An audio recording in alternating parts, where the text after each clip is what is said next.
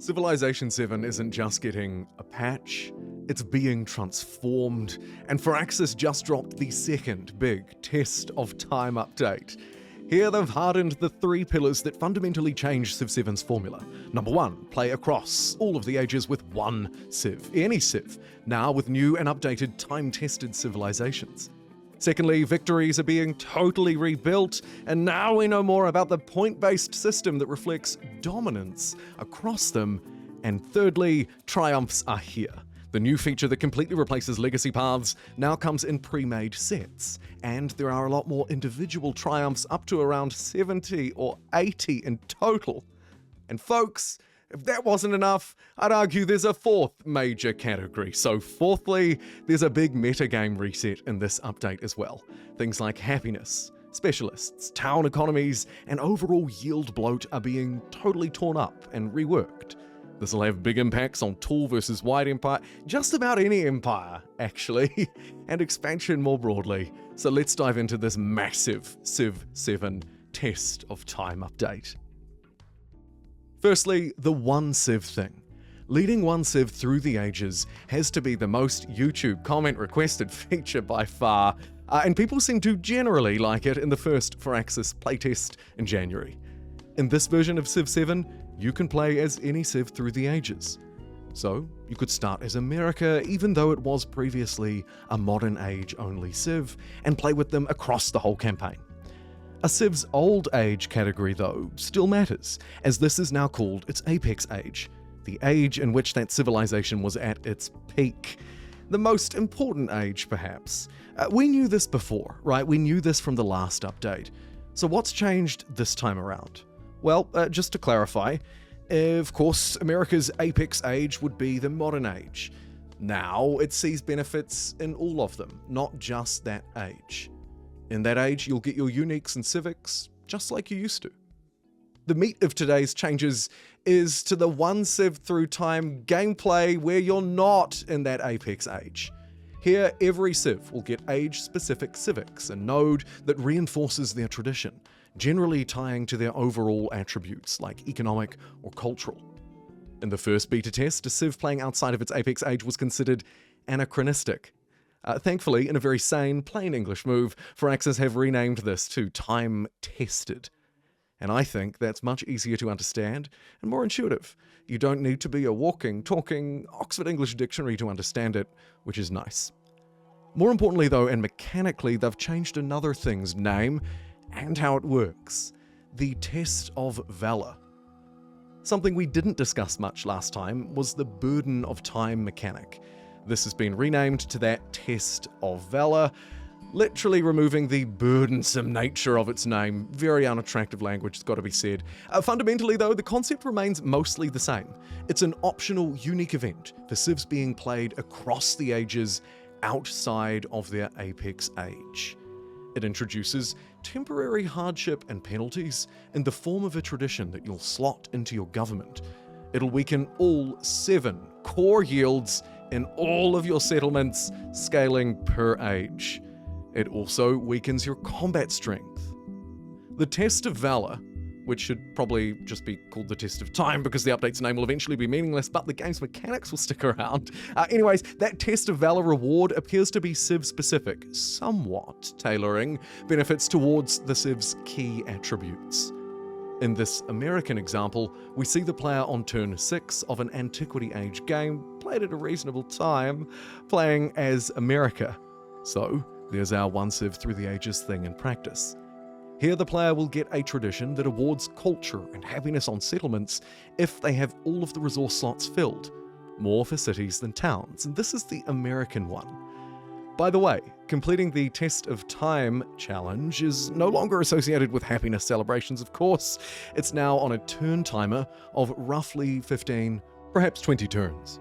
In a nutshell, suffer penalties for the first 20 minutes or so of an age by slotting in the Test of Valor tradition, and then you'll unlock that more powerful version, slightly Civ-specific version to use for the rest of the age. The other mechanic that helps Civs not in their apex age is Syncretism, the third pillar of single Civ gameplay. perhaps the only non-plain English-speaking term to survive at this point, but there's still hope yet. Moving on, syncretism is another mechanic that's available to Civs when they're outside of that Apex era. So for example, as playing as America, you would get it in both the first and second ages, antiquity and exploration. Like most of the updates today, we've seen a lot more visual material here to look at as well. Some real UI in practice. And syncretism is a great example of that. Here we see the syncretism selection screen. The player is playing as Greece, moving through into the modern era, so not the Apex age for Greece, of course, unless you like financial crises. Syncretism lets this Civ integrate one element from another Civ within themselves in the current era. This element becomes part of your Civ, part of that Civ. In this particular case, for Greece moving into the modern age, it can pick a unique improvement, a unique quarter, or military unit to adopt. In fact, that goes for anyone who's moving through. In their video updates, the dev mentions that it's about specific civs that are maybe related to the leader you're playing as, or as your existing civ. I'm guessing that's why the Greek examples are Prussian or Russian. The player was maybe playing as Catherine, or perhaps they're related to Greece because of the geographic proximity.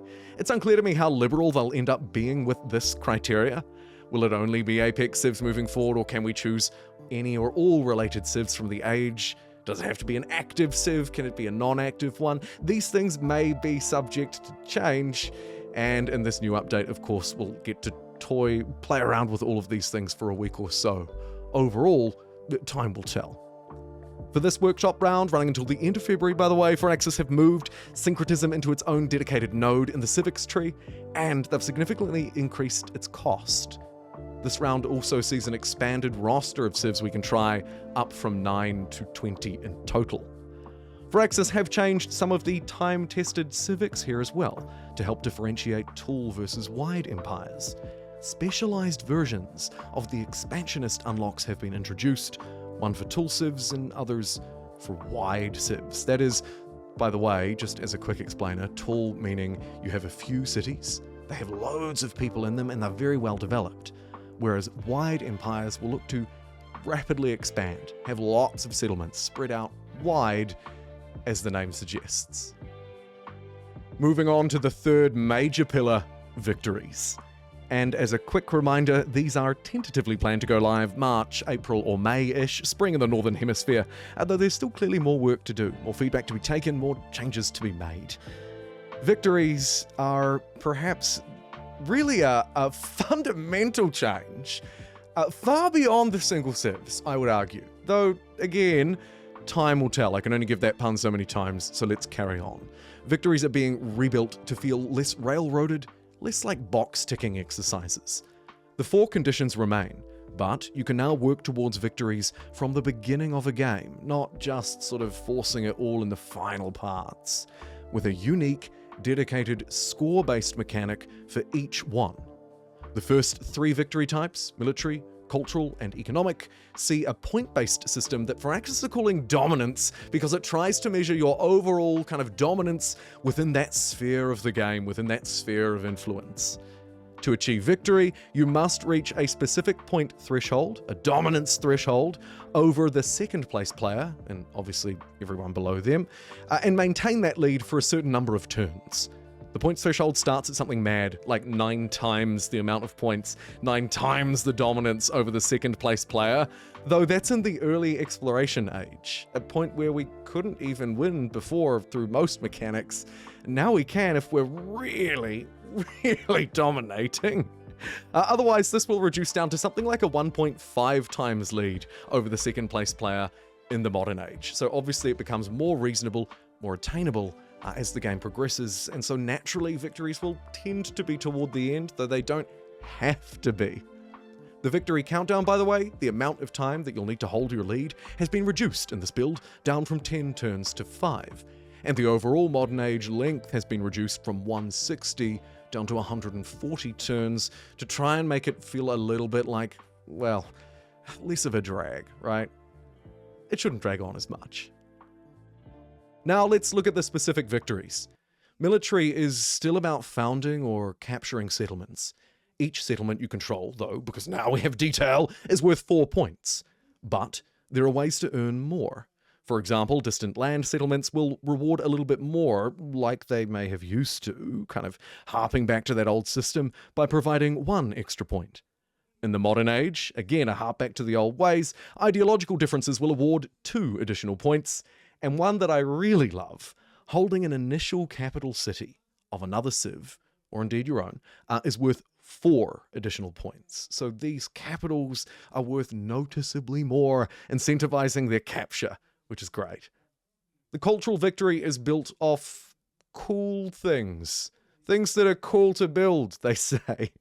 Touristy things, cultural things, right? It covers a lot of stuff, from great works being instilled in wonders or buildings in the later ages, to those wonders and buildings themselves.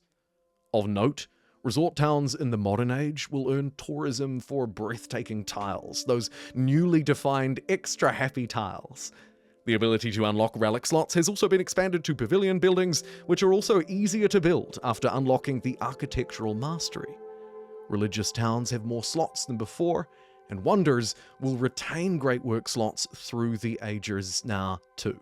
So relics and great works should offer a little bit more in shaping the cultural or tourism victory, dare I say, as we move through the 3 ages. Economic victory is the 3rd category that operates under the dominance point-based conditions. Points are earned towards this victory every turn for slotted resources in your cities and economically powerful buildings like gold buildings. Treasure convoys and factories still play a role here too in their respective ages. You can now earn the Great Banker, that's a B, mind you, from a triumph in the modern age. More on triumphs in a minute, of course. And this unit, this Great Banker, costs gold to activate in capital cities, and it will generate more economic victory points, GDP points for you. Imported resources will now also give 1 victory point per turn when they're slotted into a city. You'll also have noticed a lot of changes to the UI here. Like, a lot. We'll talk a little bit more about this UI later in the video because it doesn't just apply to victories. For now, of course, we should stick with those because there's one more to discuss, slightly different from the others. Science. Scientific victory is still a space race, but it's kind of changing to make the early ages somehow a little bit more meaningful and impactful. It's still a space race, but it's also a points race to 100. Constructing some wonders will be able to allow you to earn some points a little earlier on, or in the modern age, because they stretch across the ages. They're the really sciencey ones. There's about 6, 7 in total. Oxford University, the Great Library, you get the idea. Some key technologies and civics also award a few extra points each, and themed projects can be completed in any age now, not just in the final age. But ultimately, it is about the space race. You'll need to launch yourself into space, I believe. Now let's talk victory, or actually no, almost a synonym for victory, but not quite in this case, it's triumphs. Triumphs in this case are challenges being introduced in the Test of Time update in place of the legacy paths. Those old paths are completely gone. I hesitate a little bit on completely, and you'll know why in a couple of minutes. These triumphs are optional challenges tied to the 6 core attributes: military, science, culture, economy, as well as diplomacy and expansion. Triumphs are classified as minor or major.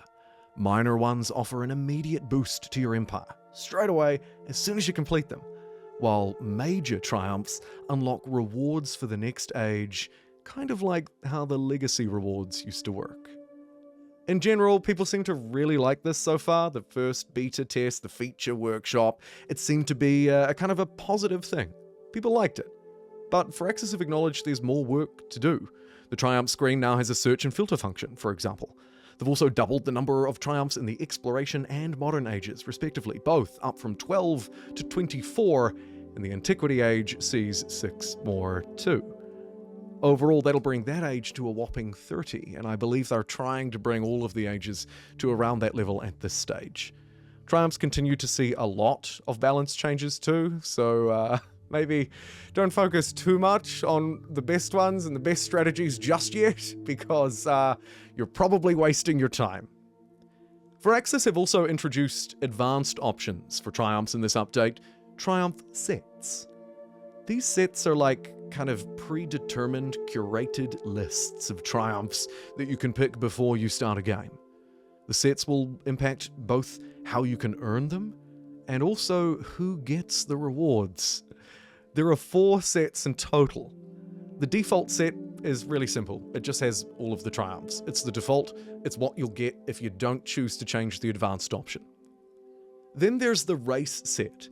This uses the same default list, but changes the game rules, so only the first player to earn the triumph gets the reward, essentially making every triumph a single-use product. I like this one a lot. Thirdly, the Conquer triumph set, they say, includes 5 militaristic triumphs from default sets, plus 4 new, additional military-focused triumphs. I'm guessing by new they mean unique to the set, rather than new to this build. Don't quote me on that though.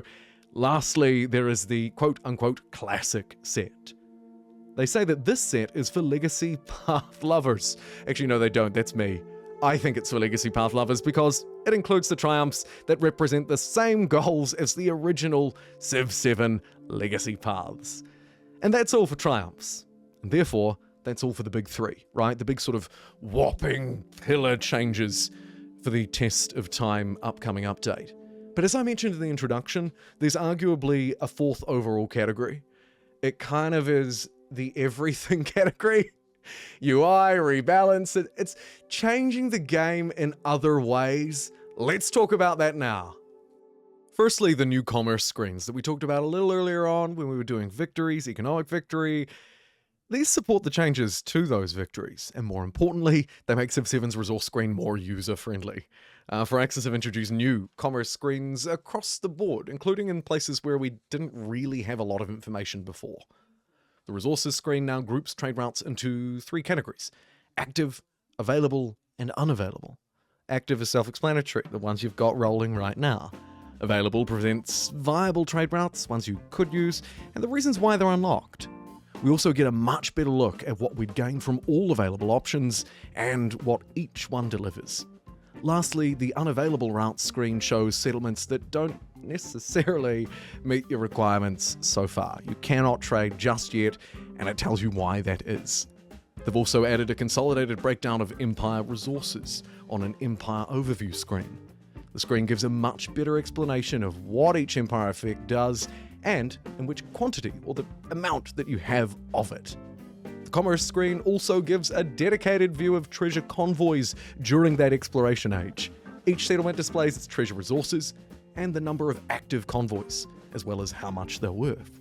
It also shows how close each settlement is to generating a new convoy, the requirements for doing so, and how you can meet any unmet generation requirements to make sure you're making the most of your treasure convoy generating potential. Now let's move on to the huge, wide-sweeping balance pass. Firaxis have been frantically rebalancing, reworking the game, as we've probably already all noticed, including some of the big stuff. They're changing a lot of other stuff here though. So much that they're actually pretty light on the specifics. I think it's worth quoting them directly here as they target pace and balance of practically the entire game. So, they say, quote, "Our goal are to make each yield relevant through all ages." Looking at you, Happiness. Reward long-term strategies and enable snowballing through smart decision-making over grabbing as many bonuses as you can. We're leaning into asymmetricality, identity, and interesting trade-offs where possible. They go on to say, quote, "Numerically, some of the changes we're making are reductions compared to the live version of the game. Many of these are to address yield bloat, where players were finding they had very high yields with little investment, hazy knowledge of where those yields were coming from, and high enough yields that we couldn't offer any meaningful trade-offs. Making these adjustments now leaves us healthy space for more systems and content in the future. We've also revisited costs, availability of buildings and effects, and invisible stacking bonuses to accommodate." End quote. In a nutshell, they're focused on a lot of the stuff that a lot of us have wanted. And specialists are absolutely worth a mention here. Under local unhappiness, the impact of said unhappiness, or happiness as it were, has increased from -5% negative yield per point of unhappiness, this used to be -2%, to a maximum of -80% yields in unhappy settlements. The negative unhappiness amount applied to each settlement for exceeding the settlement limit is also uncapped now. It used to be capped at a 35 max. And on those specialists, they no longer provide their base yield to science and to culture. Instead, they give 100% of their tiles adjacency yield. This used to be 50%. Their maintenance also scales by age, now 2, 4, or 6 food and happiness per specialist. This is a much more intricate focus on specialists, on happiness, and some broader changes here too. Of note, towns are now more specialized. Almost all of them have the ability to purchase more buildings, a greater subset of buildings after focusing through the ages as well. Maps have changed, and generally speaking, you'll find better navigable rivers and erosion naturally in maps, and the technology in civics generally will be more expensive, and the generic benefits that the tech tree used to provide to all yields have been removed in their quest to remove those generic extra yield effects. And now, oh boy, if you haven't already clicked away in disgust, because I know this has been a lot. It's a long video, lots of info, I'm sorry, but there's just so much here. It's so much, actually, that the balance pass notes were pretty generic. Otherwise, we'd all be overwhelmed. So now let's review this developer update. What it reveals about the future of Civilization 7. That test of time. Mega patch update scheduled for sometime this Northern Hemisphere spring. Well, firstly, they reiterated that not only is one Civ per age now possible for any Civ, but it's supported by Apex ages and benefits outside of that continuous Civ play. Outside of their old age, their natural age, Apex age, Civs are what Firaxis is now calling time-tested during the other two ages. Here they'll get the challenge and rewards of the test of Valor, an initial debuff but then buff, slightly Civ-specific for the rest of the age.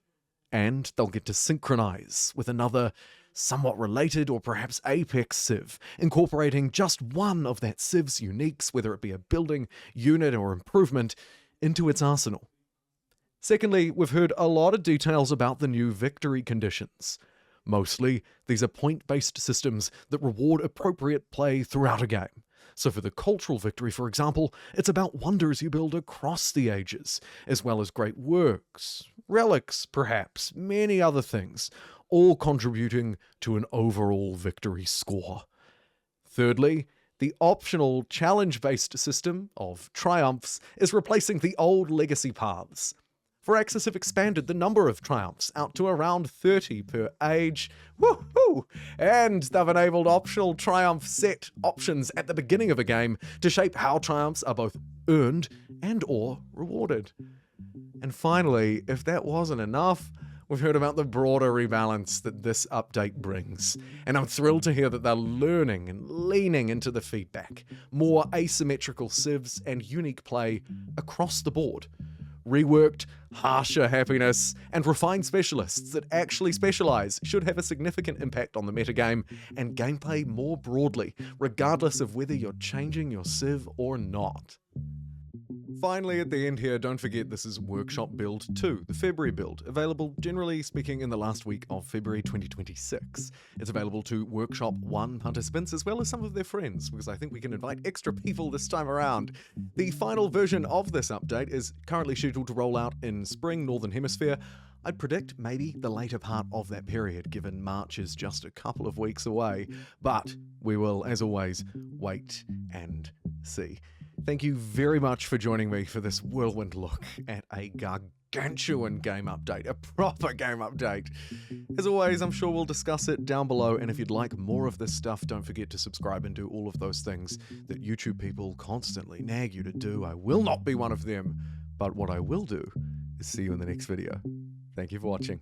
I'll see you next time.